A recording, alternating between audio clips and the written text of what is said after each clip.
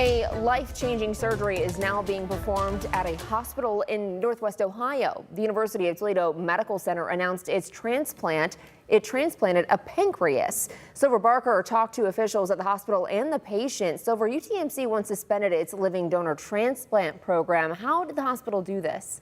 Right, Kaylee, you're referring to the living donor transplant program. UMT shut that program down in 2012, but tells me it's been working since that time to build it back. It was during one of Coach Taylor Iceman's basketball games that he'd get a call offering for a new life. Now I don't have to worry about, giving myself a shot or, what I eat. That call was for a new kidney and pancreas. At that point, he'd been living with diabetes for more than half of his life, a condition that took a toll on him as a young man. I was an athlete, played two sports in college, and then to kind of go where you couldn't really do anything, that was really hard on me. And although he couldn't play sports anymore, he stayed involved in other ways. But even that became difficult. Like in the last year, like at basketball practice, I sat in a chair a lot. I was just worn out. But now that's all going to change. University of Toledo's health transplant surgeon, Dr. Taylor Iceman, did the operation. He says it's significant because this surgery is the only cure for diabetes. Cures not just the kidney disease, but also diabetes, which is a systemic disease, affects a lot of different organs.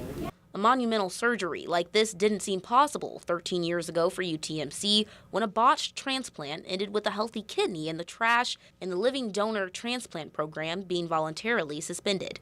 Dr. Yadav is one of the new additions since then, helping to revive the program. We have built our kidney transplant program significantly since then.